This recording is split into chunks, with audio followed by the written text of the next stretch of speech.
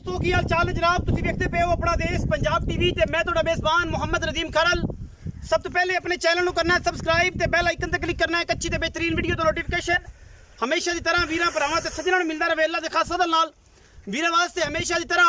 अनमोल ते खूबसूरत तरीन जानवर लेके हाज़िर होने। कोशिश ये करी दी है वह तो मंतशा व तजिल्लो मंतशा, इज्जत और जिल्लत मेरे सोने रब को है। लेकिन ईद अज जनाब दो झोटियां ने, एक पहलन चौगी है, एक तीसरे सूबे की मझ है या दूजे ने। ये गल्लां सारियां मालिक दसेगा, सारा मामला सामने मालिक दे हो जाएगा। यह जनाब पहले नंबर ते कट्टी है, खास नीली दी है, मूँह चार दंद है, रुग रुग दा खूबसूरत थाने। मैनू खूबसूरतियाँ नस्लां जातां क्वालिटीज़ और मैनू बरीकियाँ खास नीली दा तोहफा वीरां वास्ते अलहमदुलिल्लाह लैके हाज़र होए हैं। दुध दियां गल्लां मालिक नाल, गारंटियां मालिक कोलों, चीज़ सोने वर्गी सोना है और तोलियां माशियां दे हिसाब नाल है, कोई किलोआं दे हिसाब नाल नहीं। अल्लाह दे फजलो करम नाल मैं जो सिर ते जावांगा इंशाअल्लाह वीर कहणगे कि वाकई जोटी जिहड़ी सी नीली दी है अलहमदुलिल्लाह, और उहदे कोई दो राय नहीं, इक्को ही राय है। पंडां दे हवाने मैनू माशाअल्लाह अल्लाह दे फजल नाल बरीक बुरी पूरी कच दा खड़ावना और कैमरे की निगाह दे विच लेने देने मुकद्दर और हर चीज़ पूरी तसल्ली बख्श तरीके दे नाल जोटी दियां खूबसूरतियां और क्वालिटियां गिठ गिठ पशम जोटी उत्ते मूँह चौगी है, सिर कतरी कतरी है माशाअल्लाह, ऐं जिवें मणके रखे होंदे ने। और जनाब बिल्कुल छल्लियां वर्गे जनाब सिंह शाह काली गिठ गिठ पशम, मूँह तो चार दंद, खास दरिया दी नीली जनाब, पूरी नीली अल्लाह दे फजलो करम नाल, क्वालिटियां पूरियां, सिर सोहना, अखी सोहनियां, बुथी नाज फीनी। बाकी थले लम्मा को बंदा पै जाए दोस्त मेरा और कहे कि नदीम भाई मैं तुन्नी कोल ही हैगी सी, मैं जनाब एक रुपया नहीं लेना और मैं अगले पैर पिछले पैर थन रुक रुक दा क्वालिटियां वाली चीज़ है। और जनाब बिल्कुल सोने वर्गा ये जनाब जानवर है। वीरां दी नज़र अज की वीडियो इंशाल्लाह करते पे हैं, शौक कराते पे हैं और इंशाल्लाह शौक जो है अपना देश पंजाब टीवी क्वालिटी वाइज जानवरों का करांदा है, जिंदे कोई रत्ती बराबर भी शक ना हो। पहलन कट्टी रब ने हुसन बाग और खूबसूरतियां हज़ारों मई के कदे जे दाने पैदा होंगे, मूँह चार दंदे, जिंदा दिल करे वो तसल्ली कर लवे और तसल्ली करके ये जनाब दाना ले जा सकता है अल्लाह के खास फजल नाल। कैमरामैन दी पूरी निगाहां पिछे कट्टी है, आप भी कट्टी है और जनाब सिर सोहना, बुथी धुन्नी, कौली का निशान किसी पासे नहीं, पंडा करम वाली लाई फिरदी है। और इस तो बाद मैं नंबर 2 है वो जावांगा, वो भी तसल्ली करावांगे। पिछे जनाब ये कट्टी है और तकरीबन आज 7 तो 8 दिन हो गए जिसकी तसल्ली जिहड़ा मेरा वीर मर्जी आके कर लवे, किसी किस्म का कोई एतराज़ नहीं। बाकी लेने देने हमेशा ही तरह मुकद्दर है। कट्टी जी पिछे अल्लाह के फजलो करम नाल आज 7 तो 8 दिन हो गए जिन मनसूई नूं, और माशाल्लाह कट्टी भी बड़ी खूबसूरत और नायाब है अल्लाह के फजल नाल। पिछले पैर धोते हुए ने, सिर बड़ा सोहना, मां नूं भी अगों धी नूं भी, और जनाब चीज़ां अल्लाह के फजलो करम नाल दोवें बड़ियां सुथरियां ते सुचियां, लेने देने मुकद्दर। मैं नंबर 2 ते जी अल्लाह के फजल नाल जा रहे हैं जी। बगियां अखां मानकियां, सिर तुहाडे सामने, फुल्ली मत्थे ते अल्लाह के फजलो करम नाल इंशाअल्लाह। और मैं सुबह तीसरा है गालबन, मालक दूजा दसे या ना दसे, अपनी तसल्ली कर लेनी है कि मैं किनवें सूए।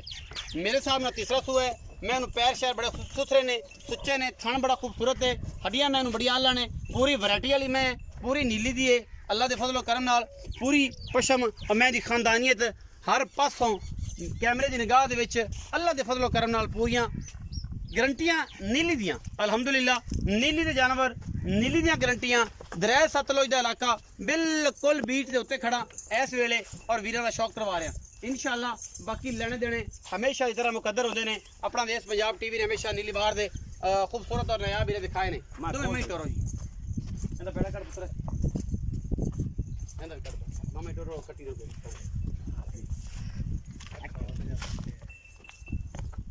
ਆ ਮਾਮਾ ਨਾ ਬੂ ਜਾਣ ਜਾਣ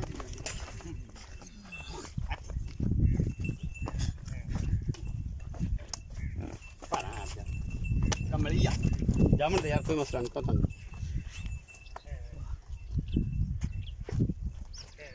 ਅੱਜ ਆ ਜਾਣ ਜੀ ਮੈਂ ਤੇ